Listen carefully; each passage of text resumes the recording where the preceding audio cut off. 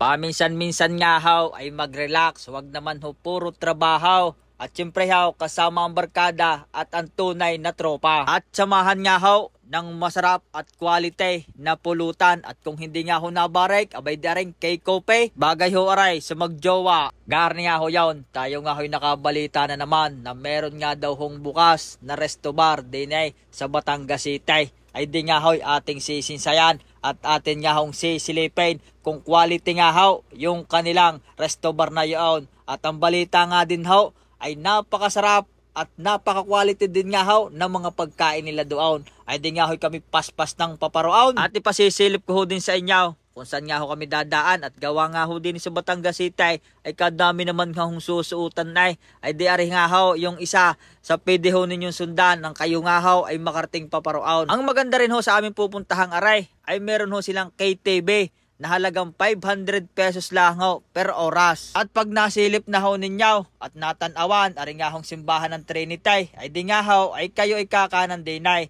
At pagdating nga ho sa may bandang dulaw, ay di naman kayo ho ay babahagyang kakaliwa at kayo nga ho ay dire-diretso laang. At pag may nakita ho kayong kantaw sa banda naman ho ninyo kanan, ay di nga ho kayo ay diretso din. At sa bandang dulo nga ho ay ari na ho yung sinasabi ko sa inyo, bagong bukas na resto bar. Ari na nga ho at kami nga ho'y naririnig na sa may Dulce Corazon Place at located nga ho na ray Quino Street, Palyucan West, Batangas City. At pwede din ho nyong gamitin ang Google Map ng inyong matukoy ang paparine. At syempre nga ho kasama din ho ang Maria's Kitchen at saka nga ho ang kay Kope. At pagdating nga ho sa kanilang parking ay tunay ka naman ho napakalawak at kahit nga ho ilang sasakyan ang yung dalhin din ay kakasya. Ay tara ho din sa loob at ipasisilip ko sa inyo ay napakagara nilang resto bar na aray. Kita ho naman ninyo napakalinis at napakaganda. At bubunga din ho sa inyo ang napakabait at napakagalang at napakasipag din nga ho nilang staff din ay. At syempre ho ay self-service ho tayo din ay.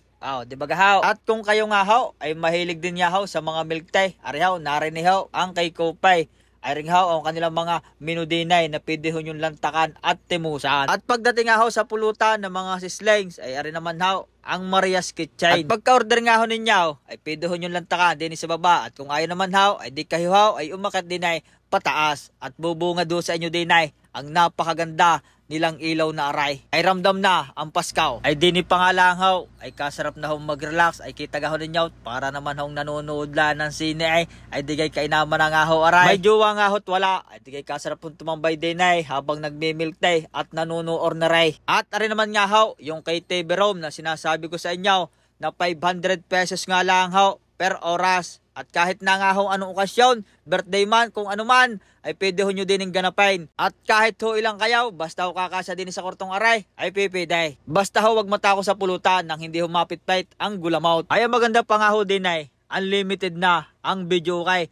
Kahit nga ho paus na at pangit ang busays, aba, ay kailangan man makapakinig at saka nga ho ang iyong imbitadong kabarkada at tropa. At rin nga ho, at inabutan na ho tayo ng ating lalantakan at titimusan din ay Hungarian sausage na 99 pesos laang, beef pepper na 109, liempo with java rice na halagang 99 pesos lang din nga ho. At pagdating nga ho sa pulutan ay kainaman naman nga ho pagkakarami ho ng pagpipilian at open nga ho sila ng 2 PM to 10 PM mula Tuesday hanggang Sunday nga ho. Ibig sabihin ho Monday nga ho sila ay sarado. Ay paano? Ikampay ang tagumpay at isama ang tunay na barkada at tropa din sa may Dulce Corazon Place.